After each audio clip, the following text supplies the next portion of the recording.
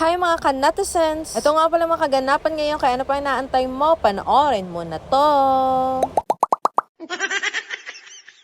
Happy Wednesday mga kanatizens! Naway okay kayo dyan, lalong-lalo na yung mga kanatizens natin dyan na lagi nagabang ng mga pajikas. It's a beautiful day! Tingnan nyo naman ang taas ng araw, o diba? Eto nga't dumaan lang ako dito sa Rojas Optical Clinic para kuhain nga yung aking pinaayos na eyeglass. Bali, nung isang araw kasi medyo nahihilo, kaya nagpa-check up ako dito para sa aking mata. At napag-alaman nga nung isang araw na bumaba nga ang aking grado. Kaya yung kasalukuyan na salamin na ginagamit ko ay pinaayos ko na yung grado din. Na-diagnose kasi yung eyes ko dati na may astigmatism at yun nga at medyo pasulpot-sulpot nga yung pagloloko ng aking mata. Char. Hindi ko na nga pinapalitan yung pinaka-frame. Ginamit ko na nga lang tong luma kong salamin. Kaya kahit papano ay nakatapid-tipid pa din ako. At tignan nyo naman guys, napakaganda at sobrang natuwa talaga ako sa resulta ng bago kong salamin. At kahit papano ay nakatipid daw kasi yung same frame pa din yan. Nagbago lang ng lens. Super satisfied kasi photochromic na nga din yan. After nga namin sa optical yan, nga't kumain na nga muna dito si Habi banda sa Tapsilogan, Lugawan. At ako ngayon nakakain na nga din ng breakfast, kaya inaantay ko na nga lang di siya dito sa sasakyan. After nga, dun sa kinainan niya, ito nga't lumarga na nga kami at sabi ko nga ipapagawa ko yung aking mga relo. Sayang din kasi kung masisira ng tuluyan, wala lang mga battery. Sumikip nga noon to sa akin kasi tumaba nga yung mga risk ko nung mga kasagsagan na nagtabaan ako. Buti na lang may nakita kong paggawa ng relo dito sa Poblacion, Bukawi, Bulacan. And very affordable nga lang. Grabe sentimental talaga ng mga relo niya kasi isa dyan regalo pa ni Papa sa akin nung college. As in isang dekada na nga halos yan. And ito namang suot ko, ito yung binili ko sa friend ko no na sinuportahan ko sa online selling niya. Last year itong mga relong to hindi ko na nga nasusot kasi sobrang tumaba nga ako at hindi talaga na sila magkasya sa risk ko. Kaya yung kinalkal ko tuloy yung mga gamit ko, ayan na nga at pinaayos ko na nga yung mga baterya kasi kasya na ulit sila sa akin.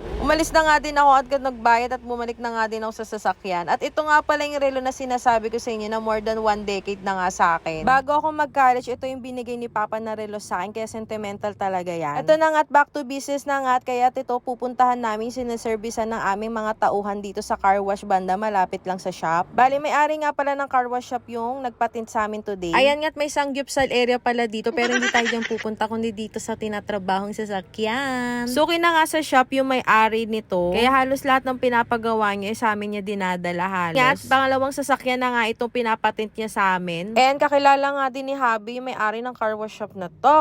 Ang init nga din ng panahon na to kaya nga ito bumili nga din si Habi ng mga bottled water para nga ipamahagi sa mga tauhan. Ang hirap din magtrabaho pag ganito kainit no. Ito nga pagbalik namin ng shop, ito nga at may mga taga BFP na nag-check ng aming current na fire extinguisher. Sakto nga maya-mayang hapon ngayon nagka-customer na nga sa shop. Ayan na nga. Ewan ko ba bakit ganun dumadagsa sila pag bandang hapon-hapon na. Buti na lang talaga at may service kami kaninang umaga kaya okay lang kahit walang tauhan sa shop. Thank you Lord na din kasi ito nga't binibiyayaan kami at hindi pa rin kami pinapabayaan sa araw-araw. Maya-maya nga lang nagaya na nga ako kay Habi umuwi at ito nga habang pauwi kami nakakita pa nga kami ng rainbow. Napakaganda talaga ng rainbow no. There's a rainbow always after the rain.